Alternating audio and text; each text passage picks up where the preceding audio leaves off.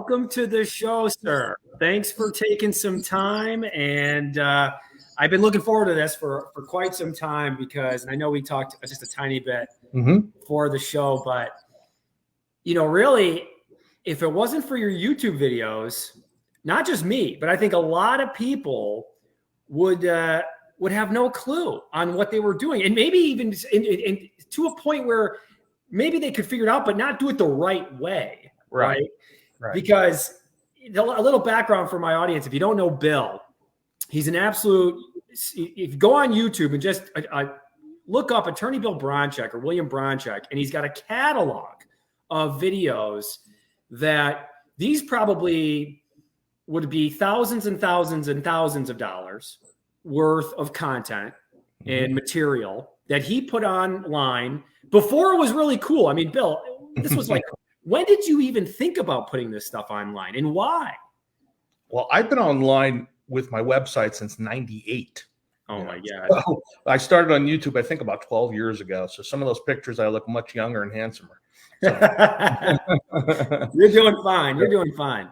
All right. So, I just did it, just to educate people. And, who knew that I would get probably 3 to 5 emails and calls a day off of that. And it wasn't intentional. It was just, hey, let me make some videos and put them out there for people.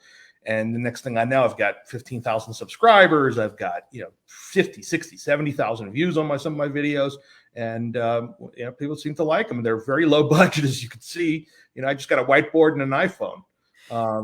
That's all you needed. That's all you needed. That's all you need. Yeah. I'm just there for the content. And I'm pretty straightforward with my presentation. I keep it simple because I have a simple mind myself. So I need to break it down so I can understand it and then convey it in simple terms to other people. Yeah, I think that was why it resonated with me so well, is because it was so simple. And I'm a visual learner. So having that whiteboard, again, this is stuff that, people weren't talking about though. Right. I mean, sub to lease options, these creative deals in ways of making a deal work. I think that was, in my opinion, you were a pioneer and still are, right? But I really think that, and I was saying this to you earlier, you didn't get enough credit. I don't think you still don't get enough credit for what you did. Some people, if someone plagiarizes me, I will get upset. But if they plagiarize a little from everybody, that's research. So there's nothing much about that. Sure. Well, I did say in one of my videos, and we're live on one of our upstate New York real estate investor groups, I stole that 555 rule, but at least I gave you credit. And I said, I learned this from Bill Bronchek. So I got it from Herman Cain. He was 999. I love it. I love it. So for those who don't know, obviously, on YouTube, you have, like I said, an unbelievable catalog of information. Could you give us maybe a 15, 20, 30 second, just kind of who you are, what you do, and why don't you give us something like that, Bill? Yeah. I've been practicing law for 31 years. I've been in mostly real estate. I've been a real estate investor for about 28 years of that time. It didn't take me long to figure out that I was on the wrong side of the closing table because my checks were the smallest. So I decided to start working on passive income, not just earned income. I mean, I charge $400 an hour, and that seems like a lot, but it doesn't matter whether it's $20 an hour or $400 an hour or $1,000 an hour. You still have to work in exchange for money. And I don't want to do that my whole life. I enjoy what I do, and I do still charge clients by the hour on occasion, but I only take cases and matters that I enjoy. I don't have to do it because I have my real estate that pays me every month consistently. That is a way that I don't have to change hours for dollars. Was there like an aha moment when you were practicing that you go, I got to start doing this? I mean, what was my first closing? I remember it. They were passing around papers, and I didn't know what the heck was going on. They didn't teach you this in law school, and I noticed something when the checks started getting passed around. Real estate agents, title person, seller, mortgage broker, everybody got a nice check, and then my check was like $750. And I said, I did the most work here, and I'm the most educated guy in the room. There's something wrong here. So I decided to get on the other side of the table and start getting involved. And the seller was a guy who came here from India with nothing. 10 years earlier, he was a multimillionaire. And I said, can I take you out to lunch? And he became my mentor. Wow. That's awesome. So what was your, I guess when you get into it, you're figuring out, and then you do what? You buy like a single family house? Was that like okay. I started out simple, buying houses with using lease options, wholesaling. And then I started to buy and keep houses, multifamily, commercial. And I flipped a lot of houses. Of course, I wrote a book on flipping, 2 books on flipping properties, a total of 6 published books that are available on, your major booksellers. And I was president of the Colorado Real Estate Investors Association for 17 years. I've spoken all over the country, just about every RIA, and spoken for other big names, Get Motivated, and big audiences up to 15,000 people.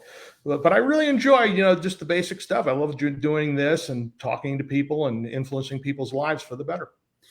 And I can attest, you did for me, and for my partner as well, because I remember sending him your videos. Literally, we're in the office next to each other, and I go, hey, that thing that we've been thinking about, like the creative finance, and like, how do we listen? Watch this video, and I just remember it was like light bulbs went on for both of us, and he obviously changed our life. So, what's funny is that we're in 2 states that I think are really tough for landlords right now. And that's, at least in New York, it's super tough. Yeah. But I saw that you were pretty much, you've been an advocate for landlords when a lot of people aren't in Colorado. What do you think is going on? Or is there a light at the end of the tunnel, do you think, for us? No, there are way more tenant voters than there are landlord voters. So the government has gone on the warpath against landlords. It started with COVID, but at least in my state, it used to be very landlord friendly. Remember, I come from New York. I used to evict tenants who are rent controlled, and it's impossible in New York City.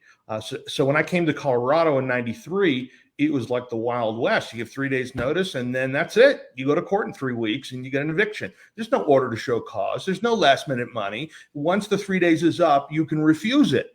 And there was no excuse unless it was something egregious the landlord did. And now they changed 3-day notice to 10-day notice. You have to take the rent all the way up until the judgment, just like in New York. You can't charge a late fee till the 15th. I mean, it's like crazy things, and it's just over. And rental registration of your units with the city, paying into an attorney fund. I mean, they just went on the warpath against landlords. They even City of Denver tried to do a proclamation of rent is not due. Period. And, oh wow. Yeah, and the governor said, who's a lawyer and a very liberal guy, by the way, said, I can't do this. I can't sign an executive order canceling rent. It's a private contract. Unconstitutional, but they try. So, this has been open season on landlords, and I don't understand why, because most landlords, including myself, have been pretty fair to tenants with COVID, working out payment plans, taking payments over time, and not raising rents. I mean, we work with people. For the most part, most landlords are working with people, but now what you're getting is frustrated landlords who haven't been able to evict for over a year and still can't evict. Okay, they still can't evict in Colorado, Bill? No, they're eating it for over a year and a half, and which is an opportunity, I think, for investors, because motivated landlords are a place to buy properties. So I think a lot of landlords are going to dump properties and just say, this is ridiculous. My value of my property is appreciated so much and I can't get rent, so I'm just going to sell it. And what that does is it dries up supply in an already tight market for tenants and just makes rents go higher, vacancies go lower, and make it worse for tenants. Yeah, we don't do a great job, Bill, as landlords, I guess, in the sense of that for broadcasting the good of what we do, right? We don't have the best branding as landlords, right? We're monopoly men, right? With just yeah. Boardwalk and Park Place, and we just collect $200 and pass go. Right. So we have to get the word out. I started a landlords association about 2 years ago in Colorado. Okay. Which has been good. Well, we haven't been able to have live meetings, unfortunately. Everything's online, but I've been interviewed probably 10 times by local news. Whenever there's a new anti-landlord proclamation, they interview me.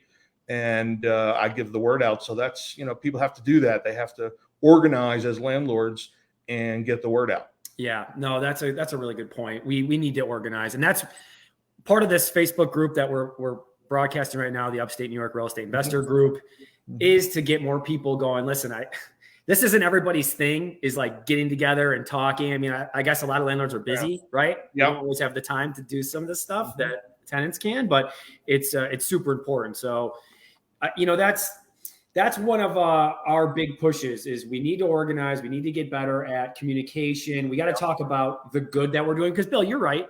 We're the majority of landlords, right? We're not in the business of kicking people out, right? No. I rarely kick people out. I usually, if they can't pay, I work something out, give them cash for keys, give them a truck, get them on their way, try to help them out. It's very rare we do a full out eviction where we throw somebody's stuff on the curb. Very rare. Right.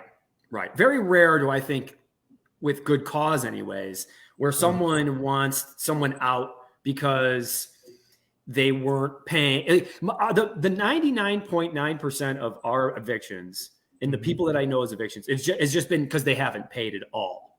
Right. That's it. Right.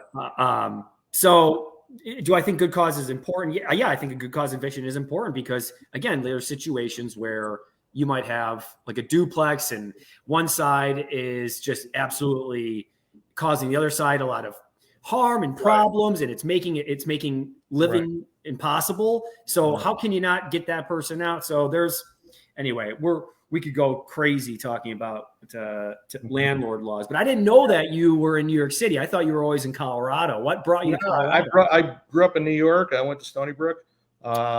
In 93, I visited Colorado for skiing and said, I'm out of here. This is awesome. It was the time I remember I hit my breaking point when I went to buy some spray paint at a hardware store and it was locked up. You had to be 21 to buy it.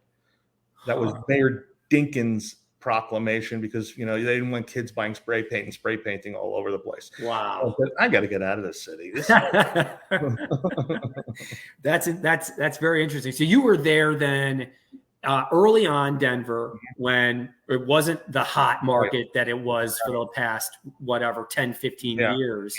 Yeah, it was just starting to blossom. It was recovering from the bust of the oil bust of the 80s and the savings and loan crisis. Market rents were nothing. You could buy houses for 10 grand back then. And I remember downtown Denver, which is now one of the nicest cities in the country. We used to buy houses on a credit card. On an Amex, I bought a house for 7 grand and flipped it for 14. And that house right now is worth probably $500,000. I was going to say $500,000. It's probably insane. So you have a portfolio in Denver.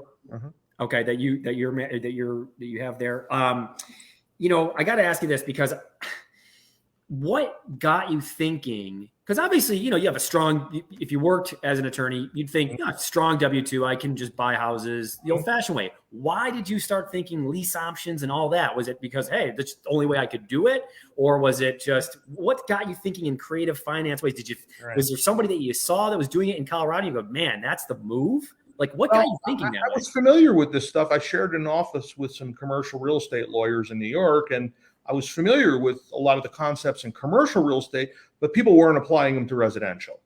The stuff, the creative financing stuff and subject to and wraparounds and leases and options, that was a little more common in commercial. Really? Not so common in residential. So I just borrowed the concepts and brought them over to residential. And when I got started, investor interest rates were close to 10% too.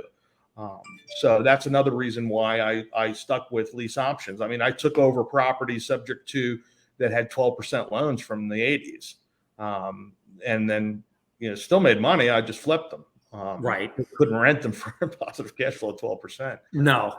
But I just found creative ways to do it, just because being self-employed. It was very difficult back then. The banks are not as loose as they are now. They didn't have stated income loans and things like that. So it was a matter of necessity because of interest rates were high and because financing was hard to get. Okay.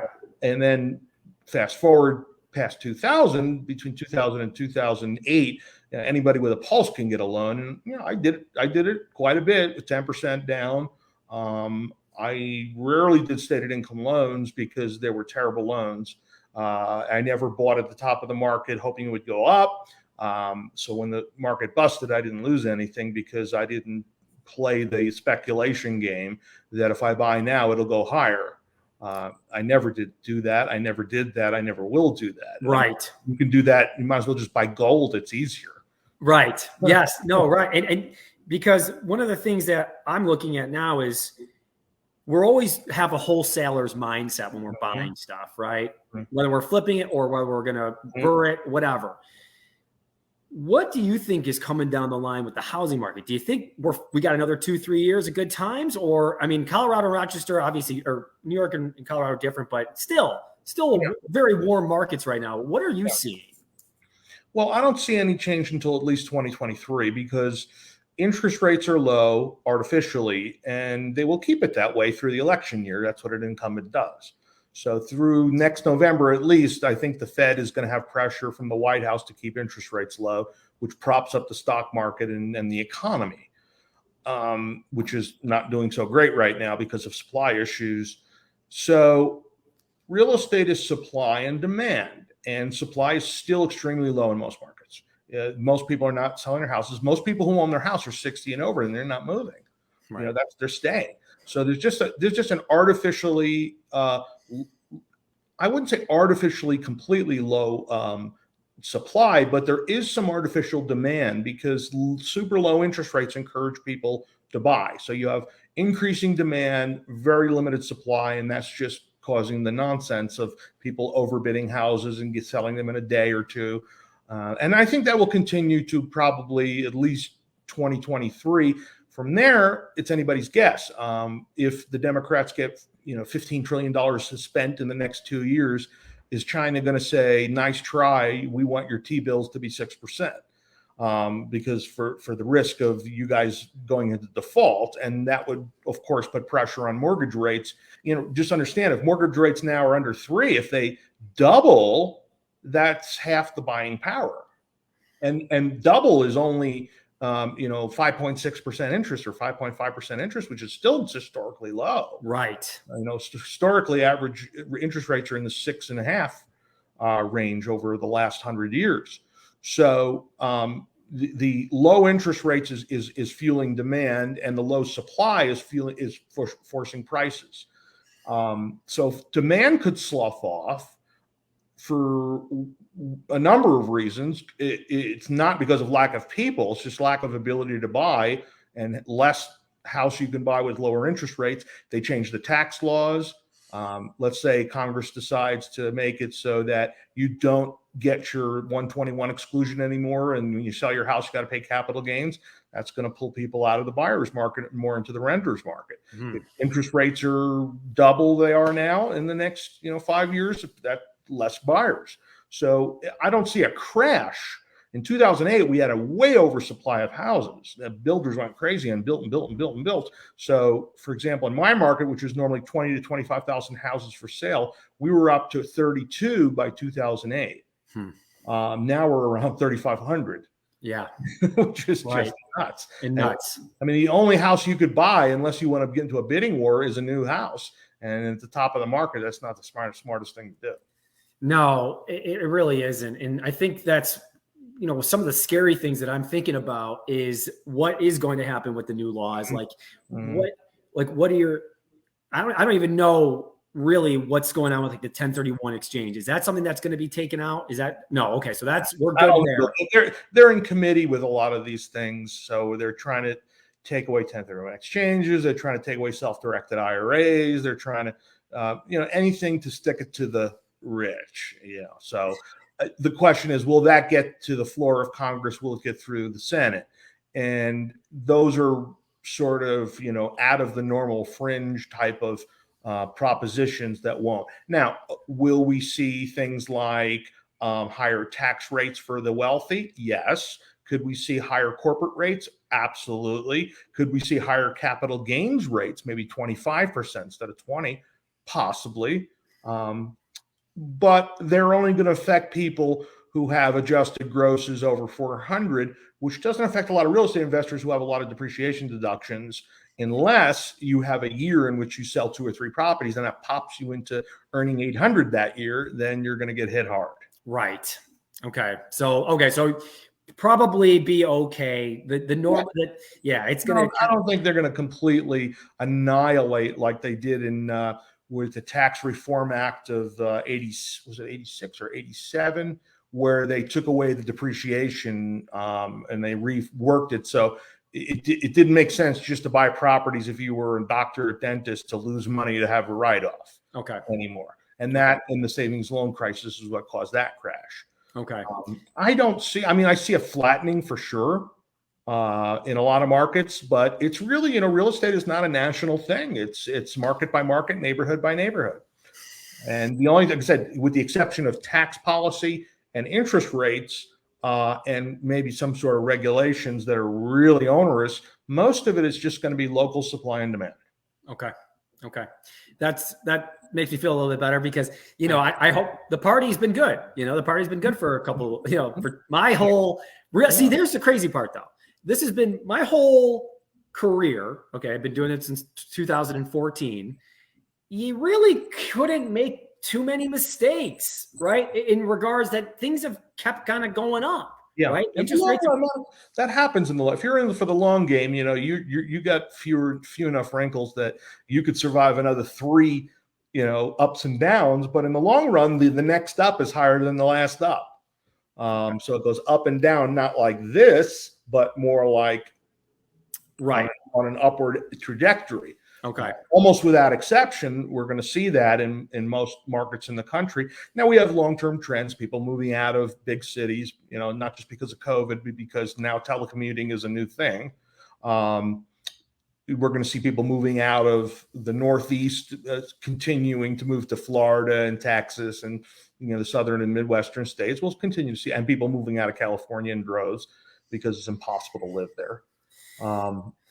Yeah, I feel bad. I feel bad for my friends that are investors out there. It's a nightmare. I mean, it's a nightmare here too, really. It's not. You could be worse. You could be downstate New York. You could be in New York or Long Island. Right. Completely different. Really got hit hard by COVID. Hard. Whereas upstate, is people are moving out and saying, well, wait a minute, I don't need to go to the office every day, so I could live 2 hours out of Manhattan. If I only have to telecommute and then work maybe 2 days a week, it's not so bad.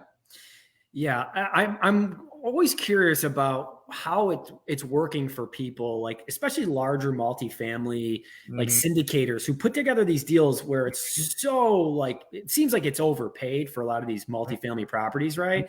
And if people aren't paying their rent, I gotta imagine these are some really tough deals for these investors that put their money into these syndications. And but I don't know if you any thought on like what's going on with the commercial side. I mean, not just multifamily, but even just like commercial space. Like, how is that looking for the future? Again, it's all about location. For the most part, office is in real trouble. Just because a lot of businesses went under and didn't pay. And then a lot of businesses going forward, including myself, are going, well, my lease is up in April. Should I renew this suite that's costing me $4,000 a month? Or should I get into a 2 office, 1 reception, $1,500 a month office and just rotate my employees? And that's a long-term trend. I think more people are starting to come back to using offices, but I think more than half of businesses are going to continue telecommuting for the indefinite future because it makes financial sense. Yeah. Can you guys all work from home pretty much, like you and your team? We do, but I mean, I go to the office, just to make my face shown a couple of days a week, and everybody else, and we have an office meeting once a week, but we telecommute, and I telecommute because I travel a lot, and most of my clients, with very few exceptions, don't necessarily want to come in the office and meet. Okay. Yeah, because that's one of the things is I know a lot of people obviously are not having to go to the office right now. And especially it's a weird spot because I feel like I never would have jumped ship going full time if I could have done my job and work from home. Right. It was one of the reasons like people were starting to notice I wasn't always in the office. Or I was leaving the office a lot. Right. So I got a lot of friends that are new investors or starting out. And, actually I'm going to take a sidestep here for a second, because for the newer people, I guess when you started investing in real estate, you've seen a lot of different cycles. Mm-hmm. What would you say to these people now that are just starting their careers? I guess if you could have maybe done something different when you were brand new, what would you kind of give people as hey, here's what I would have done different, or here's what I would do if I were you? I would hold more. Some of my best deals I made were between 2010 and 11, 12 in the bottom of the market. And people thought I was nuts buying up houses, but I was buying houses for 70, 80, 90 grand that are now worth 400 and tripled in rents too. It was tough for a while. I mean, I was feeding these properties every month for about 2 or 3 years, and until it finally got to break even, and then got better. If you have a partner or you have another source of income that you could dip into, or other reserves, you could play that game. You could buy when things are bad and then go up. I think the opportunity now is interest rates. If you have the ability to qualify for a 3.5% loan, do it. I normally don't like going to a bank and putting my name on a mortgage, but at these rates, it's not even debt anymore. It's an asset. When interest rates go up to 5 or 6, having a 3% loan is an asset. Absolutely. Not a liability. And your payment is fixed, and inflation is good for landlords. It's welcome because rents go up. Right. So property taxes, but if your mortgage is fixed at a low rate, you're good. If you have to buy in the future, if you're thinking, well, I'll sit on the sidelines and wait a year or two, and then when all this, these foreclosures process, I'll buy some cheap properties. Yeah, maybe you get 10 or 15 or 20% discount when that happens. But if interest rates have doubled by then, have you really saved money if you're planning on holding for the long term? Yeah, I love that. That's great advice. I don't think people are hearing that enough about, hey, hold on if you can, right? If you have the ability to buy and hold, and I think there's enough strategies out there where you can learn to do that. Mm-hmm. It seems like that is the no-brainer. A lot of the older folks that I know, that just have seen it, have been there, done it. They just say, keep buying. Yeah. Just it's keep like buying. Dollar cost averaging. Real estate in the long run consistently goes up at a better pace of inflation, depending on your area, depending on where you buy and what you buy. And they produce income. So it's like healthy dividends of a stock.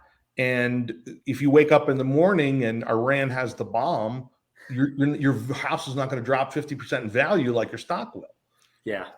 And you can do something about it. So if things go wrong, you could put sweat equity in and say, I'm going to build more rooms, or I'm going to finish out a basement and get more rent. No, that's all. Yeah, no, that's absolutely that makes so much sense. One of the things I wanted to talk to you about, Bill, and I was going to maybe do this off camera, but I know that what's helped me a ton has been coaching and or even masterminds. Mm-hmm. What are your thoughts on those? I think for the right person who's got the right mindset, it's very helpful. I've coached a lot of people, and I've been coached by other people. Some people are frankly uncoachable. I'm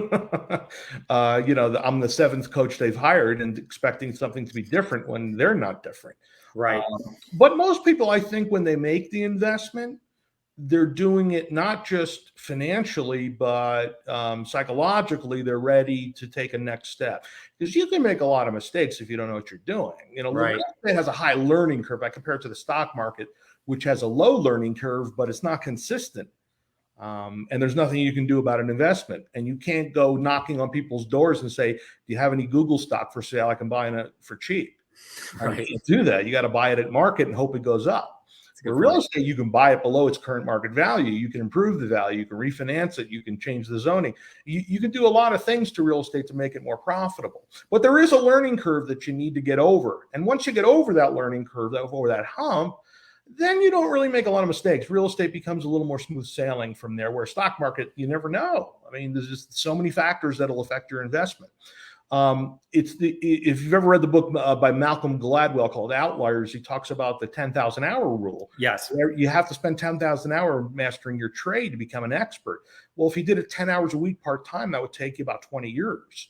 So hiring a coach, what it does is it leverages that time and that experience to compress the learning curve. So you're not making mistakes, for the first 2 or 3 or 4 years, you're avoiding the big, costly, expensive mistakes. Okay. Yeah, I agree with that 100%. I think it's depending on the person, right? If you're someone who takes it, not that it's taking it seriously, it's almost like, are you yourself before you can worry about a business? You're yourself as a business. You gotta look at yourself as a business. Are you running right? Right? Are you all there? Or like, are you taking care of your bills? Like, are things, before you can jump into something, I always thought like, hey, before I'm doing something else, am I good? Like, is there, it don't have to be perfect, but do I have a lot of my stuff together? Like, am I serious about it? Do I want it enough? Because if you're going to hire the coach, then they're going to boost you up. So you got to be ready for that. And if you're not, it's not a good time. You need more time, maybe on YouTube University. Sure. And even if you get to a point where you're doing okay, you don't have to answer to anybody. So there's no one to push you to go harder. That's what a coach can do. And a coach can hold you accountable. Yeah. When you're not going to hold yourself accountable. It's also a set of eyes seeing outside in what you can't see from the inside. It's like, do you play golf? No. Have you ever been to Top Golf?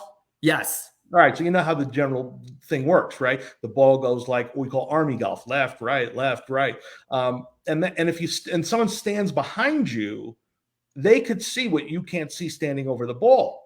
So, and me too, I'm a really good golfer, but sometimes I'm hitting the ball wrong and someone will come up and just say, look, just, this one little thing, he'll put a club down with my feet, aligned with my feet and say, look where you're aiming.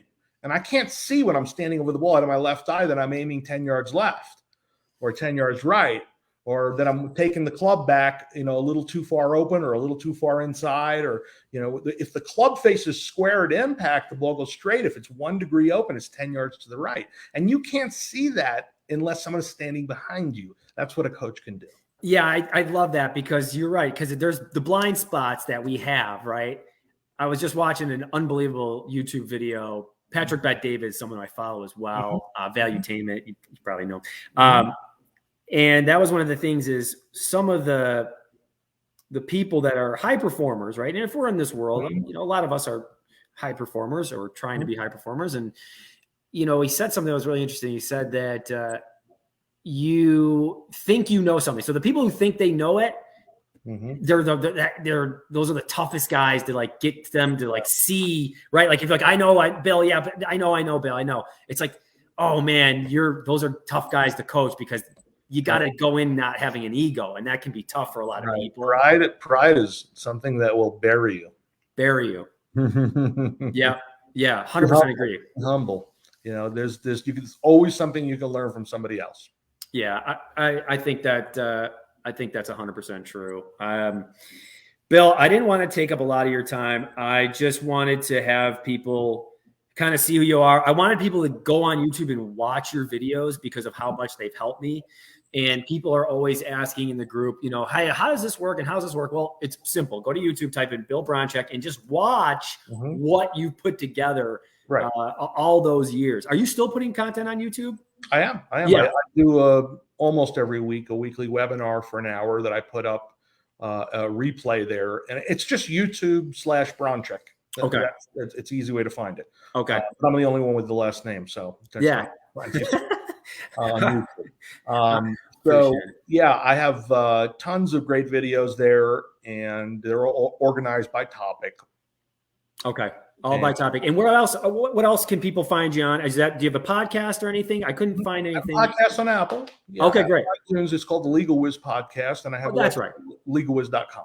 LegalWiz.com. Okay. Bill, thanks a lot, man. I appreciate you. You've really you changed my life for the better, and I know that other people that watch you will do the same. So thank you, and thanks, group. Thanks for watching, guys. Thank you.